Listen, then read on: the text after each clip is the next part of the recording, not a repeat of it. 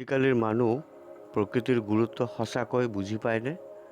সঁচা কথা ক'বলৈ গ'লে বৰ্তমানৰ আধুনিক মানুহ প্ৰকৃতিক একেবাৰে সাধাৰণ আৰু তুচ্ছ বুলি ভাবে। কাৰণ প্ৰকৃতি নিশ্চয় আমাৰ ওচৰত উপস্থিত থাকে আৰু খুব সহজে মানুহ প্ৰকৃতিৰ পৰা বিভিন্ন সুযোগ সুবিধা গ্ৰহণ কৰে। সেয়েহে মানুহ প্ৰকৃতিৰ গুৰুত্ব বুজি নাপায়। মোৰ কথাত আপুনি হয়তো বেয়া পাব পাৰে, কিন্তু মোৰ কথাবোৰ সঁচাকৈ খুব বাস্তৱ। নমস্কাৰ, মই সুব্ৰত, নেচাৰ ক্ৰিয়েটৰ 69 চেনেললৈ আপোনাক স্বাগতম। মই আজি প্ৰকৃতি আৰু প্ৰাকৃতিক পৰিৱেশ ওপৰত সৰু এটা আলোচনা কৰিবলৈ চেষ্টা কৰিছোঁ। প্ৰত্যেকজন নাগৰিক প্ৰকৃতিৰ ওপৰত সহানুভূতিশীল হোৱাটো প্ৰায় অনিবাৰ্য হৈ পৰিছে।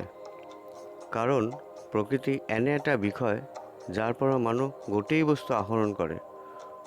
প্ৰকৃতি আমাৰ ডাঙৰ বন্ধু বুলি ক'লেও ভুল নহ'ব। কাৰণ প্ৰকৃতিৰ পৰা আমাৰ প্ৰয়োজনীয় গোটেইবোৰ বস্তু আমি লওঁ, যেনে শুদ্ধ খোৱা পানী, বতাহ, ফল মূল আৰু বহুতো। প্ৰকৃতি আৰু প্ৰাকৃতিক পৰিৱেশ সুস্থ ৰাখিবলৈ হ'লে আমাৰ গাঁও, চহৰ, নগৰ চাফ চিকুণ কৰি ৰাখিব লাগিব। মানুহৰ বাবে প্ৰকৃতি হ'ল ঈশ্বৰে দিয়া এটা মূল্যৱান উপহাৰ।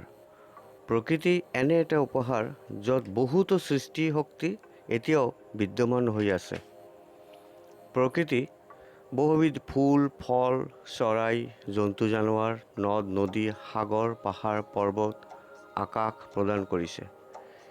ঈশ্বৰ প্ৰকৃতিৰ মাধ্যমত মানুহৰ জীৱন জীয়াই থকাৰ বাবে আমাক উপহাৰ হিচাপত দান কৰিছে।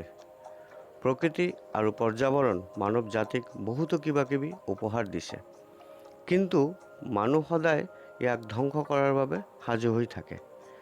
মানুহ নিজৰ লাভৰ বাবে পৰ্যাৱৰণ প্ৰদূষণ, গ্ল'বাল ৱাৰ্মিং, গ্ৰীণ হাউচৰ প্ৰভাৱ তৈৰি কৰিছে।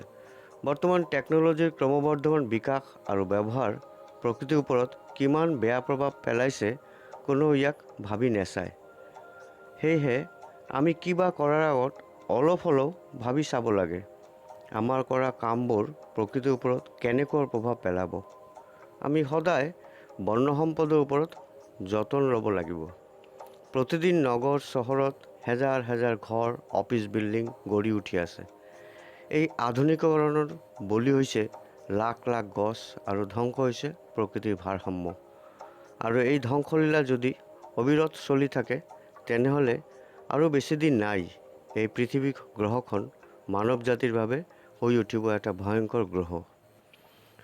আশা কৰোঁ প্ৰকৃতিৰ সংৰক্ষণ আৰু প্ৰকৃতিৰ বচোৱাৰ মোৰ এই সৰু প্ৰয়াস ভাল লাগিছে। তেনেহ'লে ভিডিঅ'ত লাইক আৰু শ্বেয়াৰ কৰি মোক আৰু ভাল ভিডিঅ' বনোৱাত সহায় কৰিব। ধন্যবাদ।